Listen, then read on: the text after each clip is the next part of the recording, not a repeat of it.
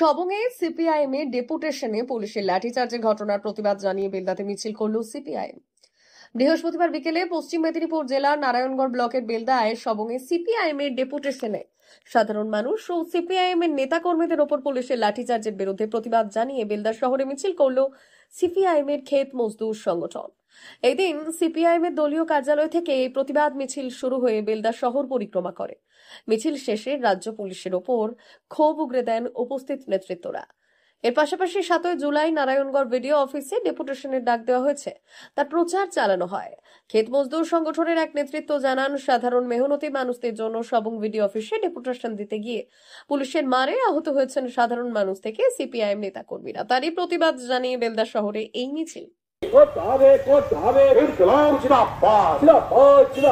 সারা ভারত ক্ষেত মজুরি ইউনিয়ন গতকাল সবং ব্লকে শান্তিপূর্ণ ডেপুটেশনকে আক্রমণ করলে কার স্বার্থে অবদার্থ পুলিশ তুমি জবাব দাও। 100 দিনের কাজের প্রকল্প পুনরায় চালুর দাবিতে আগামী 7 জুলাই নারায়ণগঞ্জ ব্লক অফিসের ডেপুটেশনে দলে দলে যোগ সারা ভারত ক্ষেত মজুরি ইউনিয়ন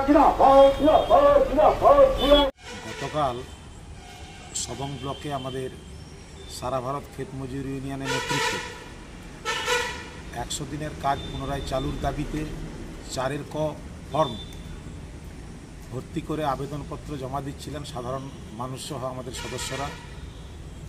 একদম শান্তিপূর্ণ যে অবস্থান এবং ডেপুটেশন ছিল, সেই ডেপুটেশনকে শাসক দল ভয় পেয়ে গিয়ে পুলিশের সাহায্য নিয়ে আক্রমণ করে এবং রক্তাক্ত করে এবং আমাদের নেতৃত্ব সহ বেশ কয়েকজন খুব গুরুতরভাবে আহত হন। তারই প্রতিবাদে আজ আমরা বেলদা শহরে মিছিল করলাম এবং এটাও আমরা জানান দিলাম যে সারা রাজ্যব্যাপী আমাদের এই আন্দোলন ক্রমান্বয়ে বাড়তে থাকবে। আগামী 7 জুলাই আমাদের ব্লকের ক্ষেত মজুরি ইউনিয়নের নেতৃত্বে 100 দিনের কাজের দাবিতে আমরা ব্লক ডেপুটেশন দেব। এটাও মানুষকে আজকে আমরা জানাবো। কি দাবি রাখবেন সাধারণ মানুষের কাছে? সাধারণ মানুষকে যাতে 100 দিনের কাজ চালুর জন্য পুনরায় সংগঠিত করা যায়। তৃণমূলের নেতা মন্ত্রী এবং আমলারা 100 দিনের টাকা আত্মসাৎ করেছে, তার ফল ভোগ করতে হচ্ছে সাধারণ মানুষকে।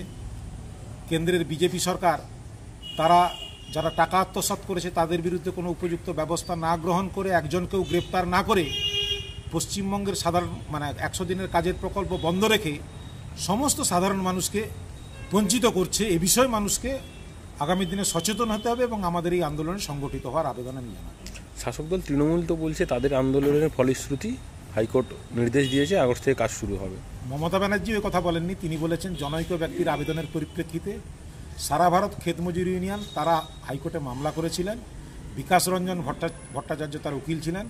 এ নিয়ে তৃণমূল কোনো ইতিবাচক ভূমিকা গ্রহণ করেনি এবং তারাও চায় না যে কাজ পুনরায় চালু করে তাদের দলের কর্মীরা আরও দুর্নীতিতে জড়িয়ে পড়ুক। কি নাম আপনি? আমি দিলীপ কুমার নন্দ, সম্পাদক বেলদা এরিয়া কমিটি, সিপিআইএম।